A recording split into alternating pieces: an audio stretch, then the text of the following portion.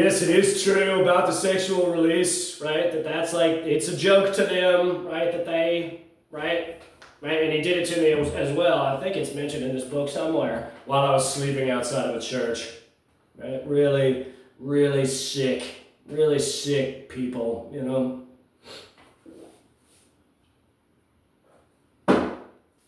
So, the novelization of my experiences with Quentin Tarantino, right? Is he the one that did it, right? I don't know. There's a piece of direction for you, right? Is it his wife, right? I suspect he has some women involved in this formula, right? 2 women involved in this formula, right? Badass Cinema and Daniela, right? The primary witch, right? So, right? These are the games they like to play, right? And so I just let them violate my mind for a long time.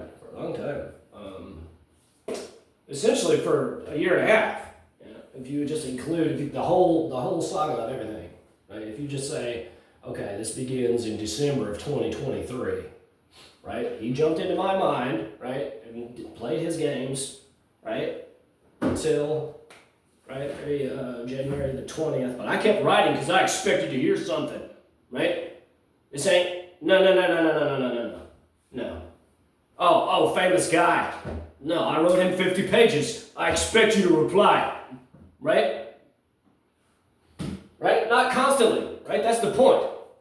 Right? That I wrote him 4 letters in the summer and then didn't write anything else. Right? Because it's weird. Like, I'm not a crazed fan. That's the point. Right? So, he shut down his production, right? Made an announcement in the press. Played his games, right? But then I had short hair, and he said, oh gosh, well, no, guess it's not the one, because his hair's not long now, right? Right? And so, stopped accepting my mail. I wrote my 7,000 word essay, right? Right? Published my 3 reviews. He canceled the film the following day when it's in the novel. I was at work, right? I closed my eyes, boom, he's right there, right? Letting me know. Right? I got the message, right? And that was also the moment that he canceled the film, right? So, right? He was there constantly, right? From April the 17th, right? Until now, essentially, right? And so, right? I let him run amok, right? Really, his campaign to destroy me began around August the 2nd, right, with Fish. All the way until January the 1st, December 31st, right? That's when, right? So that's like 120 days of him and the people around him violating my mind constantly, right? This is my point when I say it's a pathological psychology that he's engendered in both of our minds, right? There's no other way to interpret it. Right? The goal was always for me to go, oh, death is better, bang. Right? And that's, now he's realizing, oh, he's not going to do that, right? And so, maybe the evil's done, like maybe the needles are done, because he knows I'm about to send an email to the Burbank International Film Festival. And I started laughing because I will say that I almost didn't want to read it as far as the sexual release, it's embarrassing, it's humiliating, right? And so he got what you wanted, right? He thinks that I did all of that to humiliate him. That's like, right?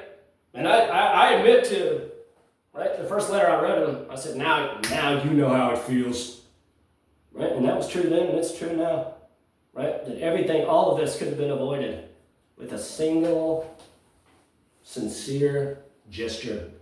Right? That's it. Right? So, right? That's what I said. That's my point when I say I was initiating him as well.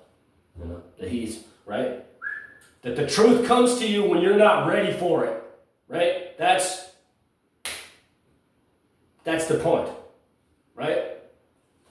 And so, right? It came to me in 2018. Right?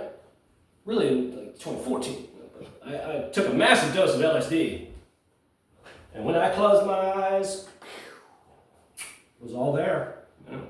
as far as seeing, right, the spiritual revelation that life is not an accident, right?